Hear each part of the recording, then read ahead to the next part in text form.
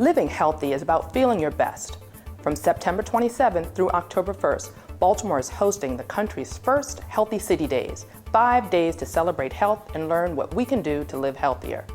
Being healthier doesn't have to cost anything, and it doesn't have to mean big changes to your life, but it does take commitment.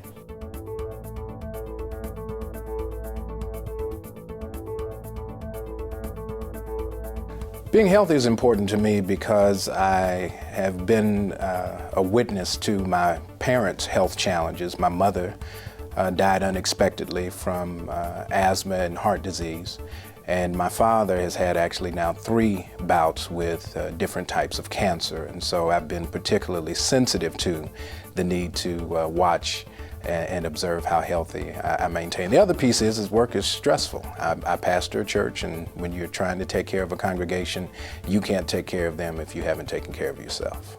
Being healthy is important to me because it gives me more energy to play with my kids. It makes the quality of my life on a day-to-day basis better.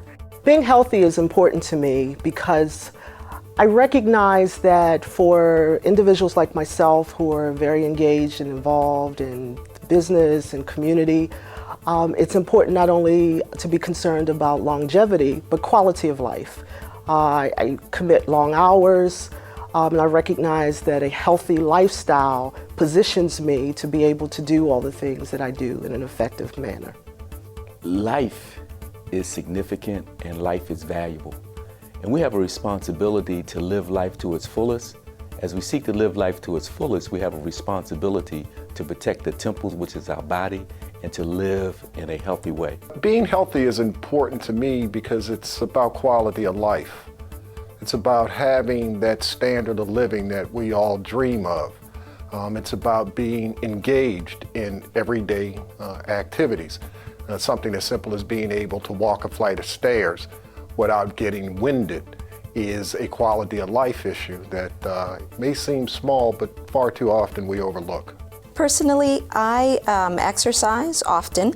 I cycle, I walk, I love spinning, but the most important thing to me is that I schedule it into my workday, and I work out usually somewhere between 6 and 6:30 in the morning so that if something comes up during the day, it hasn't interrupted my exercise.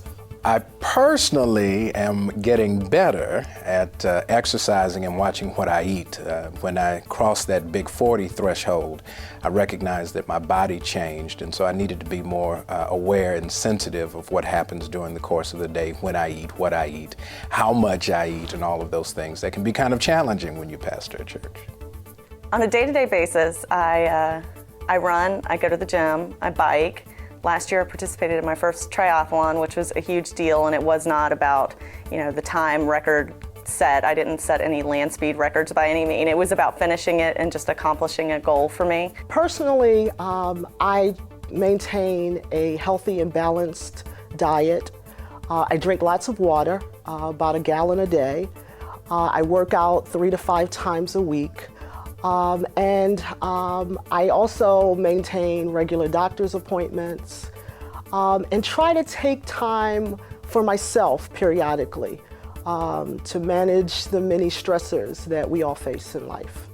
I count calories. I know exactly the calorie content. I read the labels. I read the numbers. I understand how many calories I'm to take in. I make certain that I eat smaller portions, and I eat more portions during the day. Very important. Sometimes we load up on our meals, but really, when we load up on our meals, our bodies get confused, and it thinks that it has to store that extra food that we eat for later on.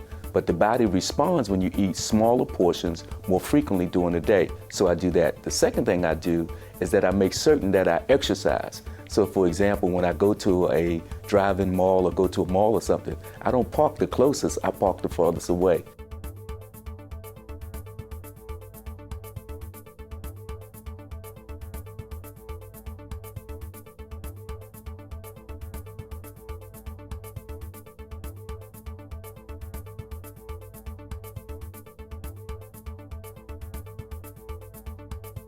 I think that each of us has a responsibility to do anything and everything that we can to make us healthy on a daily basis. And those things don't need to be big things. It's small things like if you can walk instead of drive, then do that. If you can cycle instead of drive to get somewhere, then that really is doing something that is good for the environment, and it's also good for the individual. I would advise others to do a number of things to stay healthy, to include taking a trip to the doctor, talking to your physician, knowing what your target weight is, knowing what your blood pressure is, becoming more aware about your personal needs. To make ourselves healthier, I think each of us has to be as knowledgeable as we can be about what our particular body needs are. I was surprised when I started training again how much I really didn't know about health and nutrition, when I thought I was probably one of the more informed people that you would find. But the reality is that we always need to stay as informed as possible. Get the information, talk to the doctor, talk to dietitians as necessary to make sure that we're informed in our eating habits and in our health habits. My organization is involved in making Baltimore a healthier city on a daily basis. Our staff interact with wide members of the community at large. But recently an opportunity has come up where we think we can make a big difference, and that is the zoning of Baltimore is being revised, and that hasn't happened in several decades. And it's a way, we think it's a way of helping to make Baltimore a healthier city by affecting the ways that neighborhoods are built, making it easier and safer for people to walk in their communities, giving them opportunities for exercise that's outdoors. And so not only does it contribute to a healthy community, but I think it helps to strengthen community bonds and bonds between neighbors. And we're very much interested in continuing that and also having the public take ownership of that and contributing to the zoning that's being revised.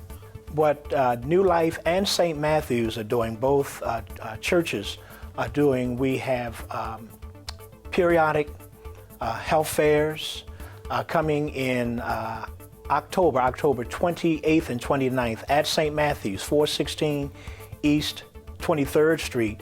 We will have a 2-day day of service. There will be diabetes testing, high blood pressure testing. There'll be people from other health agencies across Baltimore City. There'll be HIV testing. It is, we know now that it's a 20-minute swab test, and a person can get the results within 20 minutes or so. So we will have people representing a wide cross-section of health agencies in Baltimore City. I think it's very important that organizations such as mine, as churches, nonprofit organizations, fraternal, sorority organizations, link with their local healthcare centers. We have a tremendous resource within Baltimore City of tremendous hospital facilities, medical professionals. For example, we link with Maryland General Hospital. I brought them in during our Bible study class. We had a 6-week healthy living program. Out of that healthy living program, I not only taught Bible verses, but they also brought in dietitians, brought in other medical professionals to talk about good living and healthy living. We promote healthy bodies, healthy minds, healthy neighborhoods. We do that on a regular and consistent basis. In our summer and after school program, it is all about nutrition and being active.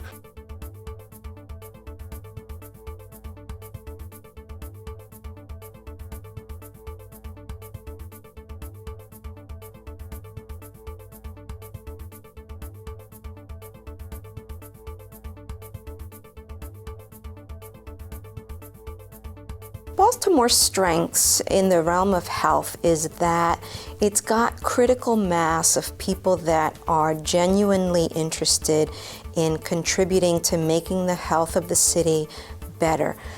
Organizations such as foundations, the ABLE Foundation, the OSI Foundation, Casey, as well as world-class institutions like Hopkins, University of Maryland, Morgan State, and others that I may be forgetting.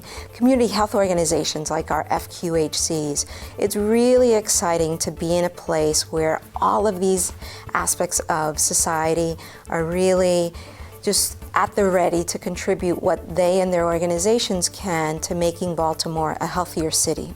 Well, recently, Baltimore Strengths in the realm of health were evidenced in the ranking of this being probably the healthiest city in terms of health care. I think that is a major strength that should be applauded. The paradox in all of that is that we still have the same health disparities that you would find in major cities. And so now we have to take the benefit of having good health care, make it available to those who need it, get the information, and then work to make sure that we can live healthy and live longer. Baltimore's strengths are one. First, the mayor, the city government encourages good living and good habits. I mean, it starts there. You need someone to come and cheer the community on. The second thing is that we have an extensive network of community organizations, nonprofits, faith-based organizations that act as support. And then the tremendous asset. Can you believe we have all of these tremendous universities and colleges? We have these tremendous medical facilities right within the geographic boundary of Baltimore City. I think that this is a tremendous city to live in. One time we talked about Baltimore being, really Maryland, being America in miniature. But you can think about it. You have wooded places to walk, to go. You have waterways in which to experience that. You have beautiful mountains, good plains. You have all kinds of agricultural products produced right here within the surrounding area of Baltimore. This is a tremendous place to live. There are things that we still need to do to make Baltimore a healthier city. So for example, cardiovascular disease, heart disease, is the #1 killer of people in Baltimore. So there are very concrete things that we can do and that individuals can do. So for example, stop smoking, exercise more, and eat more fruits and vegetables. And again, those are not things that need to all happen at once. What we're asking for is for people to take small steps and to really build on those steps. And collectively, we can really help to improve the health of Baltimore. We need to become more educated about ourselves and about our environment. We need to take a total assessment and take responsibility for our lives. A lot of times people join health clubs or start a diet and they expect some magic to occur. You didn't get that way magically. It's going to take more than magic to get away from it. You have to take stock. We're going to have to make some sacrifices. One of the biggest things I hear is that I don't have time to work out. It doesn't fit into my schedule. Well, you got to make time, because sickness will fit into your schedule. And all of the negative aspects of not being healthy, if we don't take stock now, we'll pay for them later. The Healthy Cities Initiative is important because it helps to highlight on an everyday basis how health is really central to everything that we do. And it really helps to focus individuals on the fact that, something simple like walking to the supermarket makes a difference in your overall daily life. And to the extent that we can highlight what's being done across the city in terms of helping communities improve their health, we should be doing that. And so that's why this initiative is so important. I think the Healthy City Days is an excellent idea, and it's so important because oftentimes we get caught up in our daily activities and are not mindful of the simple things that we could do to become healthier. And it's important on an individual level, a community level, and just as a whole as a community. Each individual committing to be healthier makes our community stronger and our city healthier. The Healthy City Days initiative is important because the city's strength, the city's potential is actually reflected in the quality of life of its citizens. And if our quality of life does not exemplify who we believe Baltimore City really is, then we're going to have this contradiction that's going to be observed by those who don't live here. And so the way we can really honor the city that we live in is to make sure that we're the best citizens that we can be in the city that we love. Be a part of Healthy City Days, a week that can change your life and our city.